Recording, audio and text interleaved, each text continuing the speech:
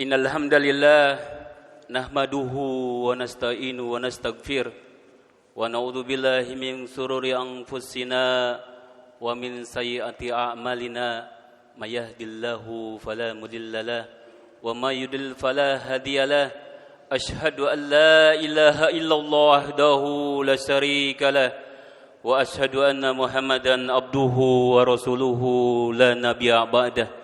Allahumma sholli ala Muhammadin wa ala alihi wa sahbihi ajmain amma ba'd. Faqalallahu ta'ala bil Qur'anil Karim, a'udzu billahi minasyaitonir rajim. Ya ayyuhalladzina amanu taqullaha haqqa tuqatih wa la tamutunna illa wa antum muslimun.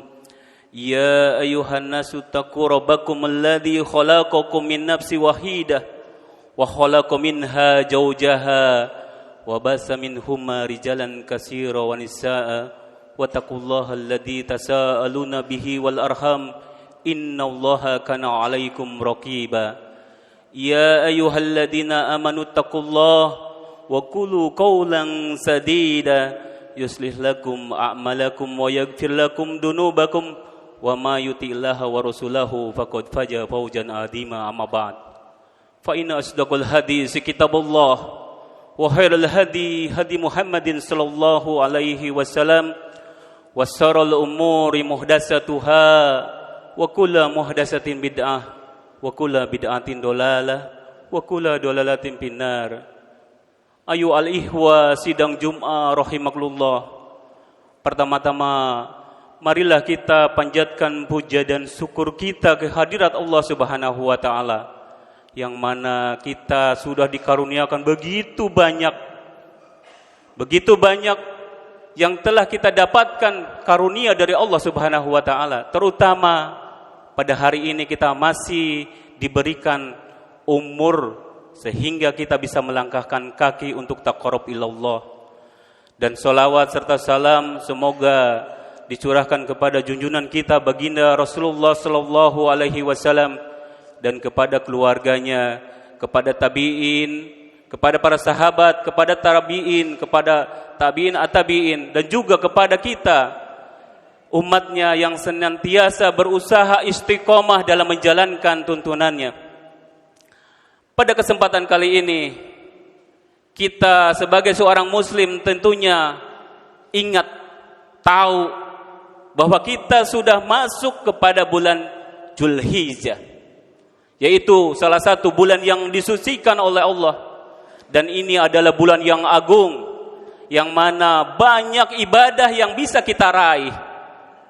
Dan pada kesempatan kali ini, di waktu yang singkat ini, khatib ingin menyampaikan nasihat kepada kita semua, tentunya kepada diri khatib sendiri, dan selebihnya adalah kepada jamaah sekalian, jamaah sidang Jumat rahimakumullah, di mana ketika kita bertemu bulan Dzulhijjah ini adalah keutamaan yang paling utama adalah di 10 hari terakhir itu kita akan ketemu dengan berkurban.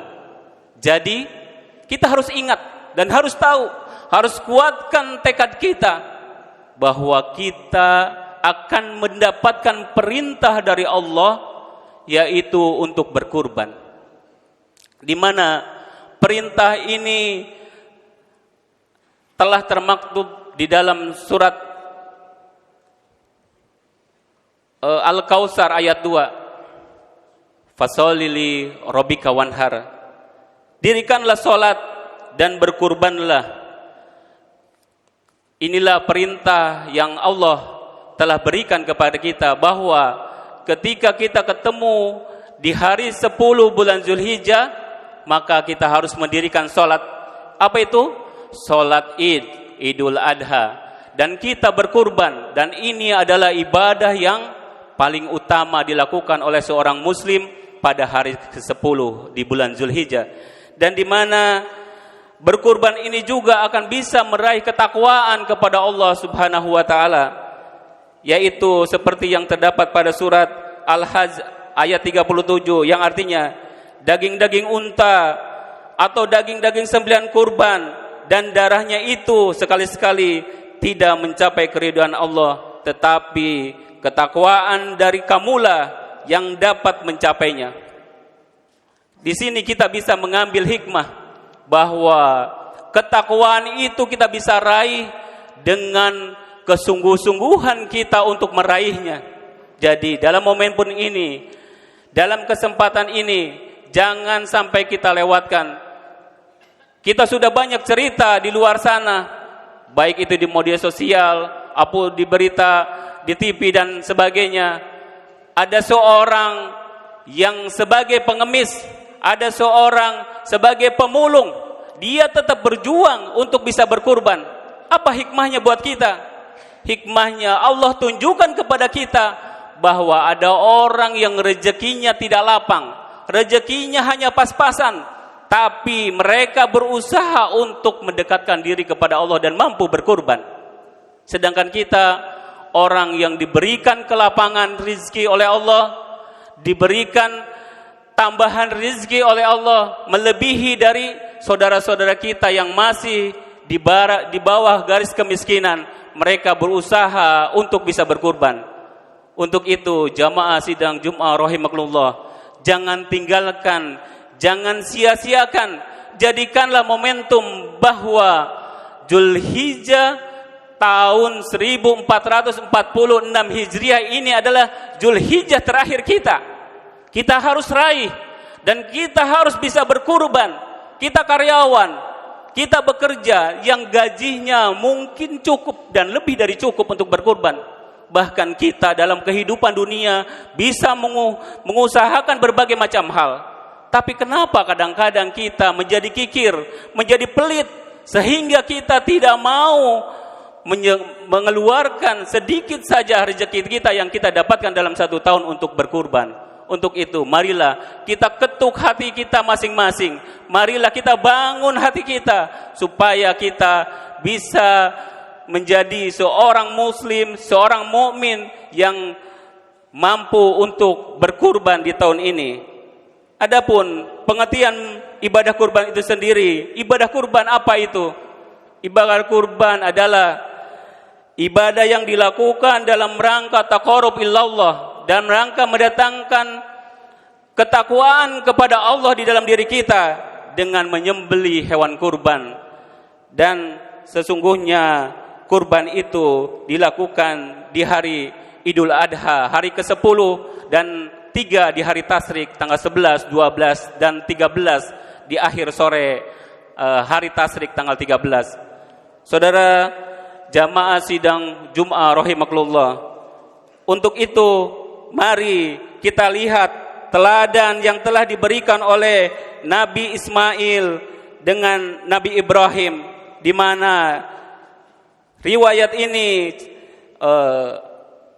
cerita ini ada dalam surat Al-Sofat ayat 102, yang artinya, maka tatkala anak itu sampai pada usia cukup, usia dewasa, berusaha bersama-sama Nabi Ibrahim, dan Ibrahim pun berkata, hai anakku, sesungguhnya aku melihat dalam mimpi bahwa aku menyembelihmu, maka pikirkanlah apa pendapatmu. Ia menjawab, yaitu Nabi Ismail menjawab, wahai bapakku, kerjakanlah apa yang diperintahkan kepadamu, insya Allah kamu akan mendapatku termasuk orang-orang yang sabar. Ini teladan yang pertama diberikan kepada kita, bahwa disyariatkannya untuk berkurban. Dulu pada zaman Nabi Ibrahim akan mengorbankan anaknya, berarti manusia, tetapi di zaman Rasulullah Shallallahu Alaihi Wasallam digantikan dengan cukup dengan berkurban dengan hewan kurban. Adapun kurban itu memiliki beberapa cara untuk melakukannya. Adapun dalil yang terdapat dalam sunnah, terdapat riwayat dari Anas bin Malik, Rasulullah SAW berkurban dengan dua ekor kambing yang kibas dengan warna yang putih dan telah tumbuh tanduknya. Anas berkata, aku melihat beliau sendiri, aku melihat beliau menginjak kakinya di pangkal leher kambing itu. Beliau membaca basmalah dan bertakbir. Jadi berkurban itu harus dilakukan oleh diri kita kalau mampu. disembelihnya oleh kita, karena contoh yang diberikan oleh Rasul, seseorang berkurban dilakukan oleh dirinya masing-masing. Dan berkurban yang baik adalah dia harus berkurban satu hewan kurban satu orang. Jadi satu nyawa satu orang, itu keutamaan. Kalau dia mampu unta, maka untalah yang dikurbankannya. Kalau mampu sapi, sapilah yang dikurbankannya. Kalau mampu kambing atau domba, domba atau kambinglah yang disembelihnya. Tetapi dalam hal lain bisa juga dia dilakukan untuk bersama-sama, seperti unta untuk beberapa orang, untuk sapi untuk beberapa orang, dan silakan saja. Tapi untuk mengambil keutamaan, maka berkurban itu adalah satu nyawa, satu orang, dan untuk ahli bait dan untuk keluarganya. Tidak dalam satu keluarga berkurban satu-satu. Adapun beberapa hal yang harus kita lihat, yang harus kita ketahui dalam cara beribadah berkurban. Yang pertama, hewan yang dikurbankan adalah hewan-hewan kurban yang kita ketahui. Di kita tidak ada unta, maka berkurbanlah dengan seekor sapi, dengan seekor kambing atau domba. Dan yang kedua, kita harus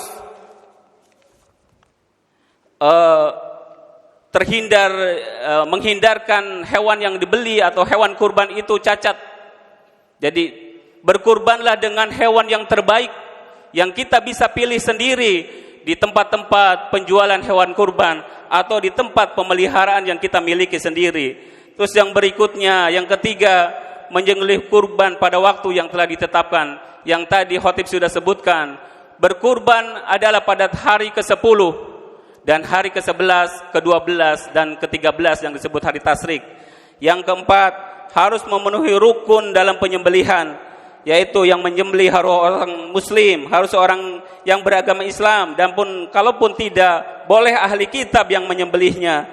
Terus yang kedua, hewan yang disembelih harus dalam keadaan hidup.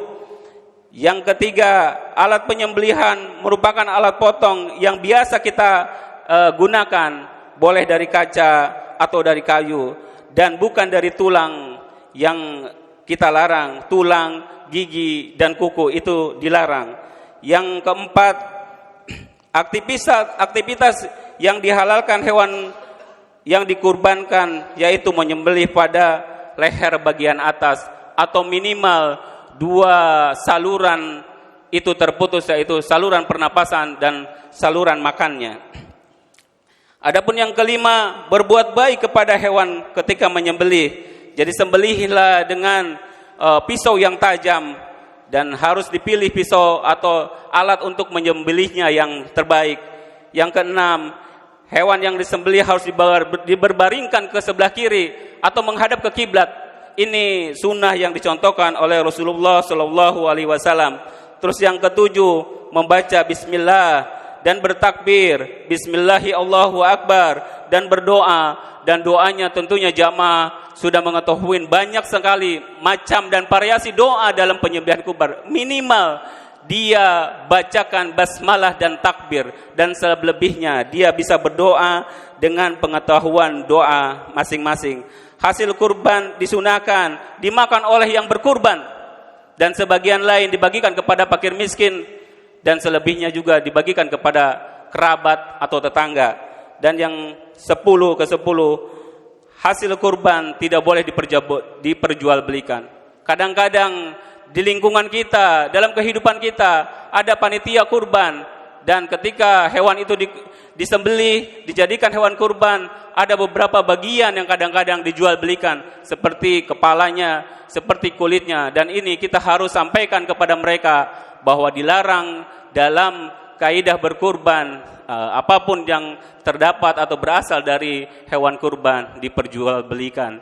Demikian hal yang harus kita ingat, sehingga kita mudah-mudahan bisa meraih dan bisa melaksanakan keutamaan di 10 hari Zulhijjah yang akan datang, yang insya Allah masih kita bisa persiapkan untuk meraihnya.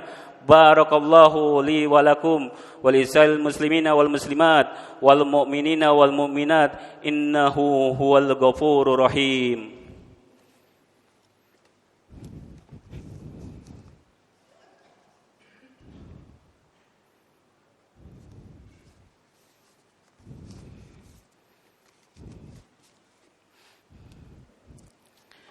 Alhamdulillah hamdan katsiran thayyiban mubarakan fi kama yuhibbu rabbuna wa yarda. Asyhadu an la ilaha illallah wahdahu la syarika lah wa asyhadu anna Muhammadan abduhu wa rasuluhu la nabiyya ba'dah.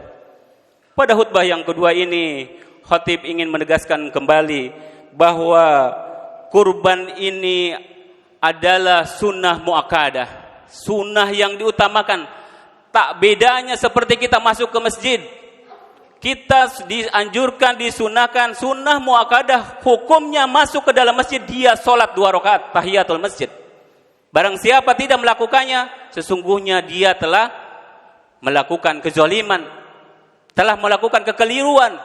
Karena ketika seseorang masuk masjid, harusnya dia punya etika, punya sopan santun, kurang lebih seperti itu yang kita bisa pahami. Sehingga dalam berkurban pun, ketika dia mengaku seorang muslim dan dia diberikan kelapangan oleh Allah dalam rizkinya, tetapi dia tidak berkurban, sesungguhnya Rasulullah Shallallahu Alaihi Wasallam telah memberi peringatan yang keras, yaitu hadis yang diriwayatkan oleh yang dari Abu Hurairah radhiyallahu an. Rasulullah Shallallahu Alaihi Wasallam berkata, man kana lahu sa'atu walam yudauha fala yaqrabbana musallana. Rasulullah sangat mengecam. Di sini Rasulullah berkata, siapa yang punya kelapangan rizki dari hamba-hamba Allah yang diberikan kelebihan rizki tetapi tidak mau berkurban, maka jangan sekali-kali mendekati tempat sholat kami. Ini adalah ancaman atau kemarahan Rasulullah kepada kaum muslimin umatnya yang ketika dia diberikan kelapangan rizki tetapi dia enggan, dia berbanyak alasan dengan berbagai macam hal sehingga dia tidak berkurban. Tadi di khutbah yang pertama khatib sampaikan bahwa ada satu cerita dan banyak cerita orang-orang yang di dalam kekurangannya berlomba untuk bisa meraih berkurban, dan itu adalah ibrah, pelajaran bagi kita untuk melihatnya bahwa inilah tanda-tanda yang diberikan kepada kita supaya kita mampu berusaha, mampu mengikhlaskan untuk bisa melakukan ibadah kurban ini. Dan selanjutnya di khutbah yang kedua ini, mari kita berkomitmen untuk bisa berkurban di setiap waktu, di setiap tahun. Jadi kurban dilakukan setiap tahun. Maka di tahun ini, di kesempatan khatib menyampaikan nasihat ini, marilah kita berkomitmen. Zulhijjah tahun ini kita ketemu, dan belum tentu Zulhijjah tahun yang akan datang kita bertemu. Pahala besar sudah di hadapan kita. Mari kita bisa raih. Mari kita tundukkan hati kita. Mari kita lembutkan hati kita untuk meraih, untuk bisa berkurban. Innallaha wa malaikatahu yusholluna ala nabi. Ya ayyuhalladzina amanu shallu alaihi wa sallimu taslima. Allahumma sholli ala Muhammad wa ali Muhammad kama shallaita ala Ibrahim wa ala Ibrahim wa barik ala Muhammad wa ali Muhammad kama barakta ala Ibrahim wa ala Ibrahim innaka Hamidum Majid. Allahumma ighfir muslimina wal muslimat wal mu'minina wal mu'minat al ahya'i minhum wal amwat innaka sami'un qaribun mujibun da'wat ya qadiyal hajat. La ilaha illa anta subhanaka inni kuntu minaz zalimin. Allahumma rabbana zalamna anfusana wa illam taghfir lana wa tarhamna lanakunanna minal khasirin. Allahumma rabbana la tub alaina innaka antat tawwabur rahim. Ya qalibal qulub sabit qulubana ala dinika wa ala ta'atika. Allahumma inna nas'aluka salamatan fid din wa afiatan fil jasad wa ziyadatan fil ilmi wa barakatan fil rizqi wa taubatan qablal maut wa rahmatan inzal maut wa maghfiratan ba'dal maut. Allahumma hawin alaina bis sakaratil maut wa najata minan nar wal afwa indal hisab. Allahumma ighfir li dhunubi wa li walidayya warhamhuma kama rabbayani shaghira. Allahumma rabbana hab lana min azwajina wa dhurriyyatina qurrata ayun waj'alna lil muttaqina imama. Rabbij'alni muqimas sholati Rabbij'alni muqimas sholati wa hab li mulkan bagi li ahadi min ba'di innaka antal wahhab. Allahumma rabbana hab lana min azwajina wa dhurriyyatina qurrata ayun waj'alna lil muttaqina imama. Allahumma rabbana la tuzigh qulubana ba'da idh hadaytana wa hab lana min ladunka rahmah innaka antal wahhab. Allahumma rabbana atina fid dunya hasanah wa fil akhirati hasanah wa qina adzabannar. Wa sallallahu ala Muhammadin nabiy ummi wa ala alihi wa sahbihi wa salam. Subhana rabbika rabbil izzati amma yasifun wa salamun ala mursalin walhamdulillahi rabbil alamin. Aqimis shalah.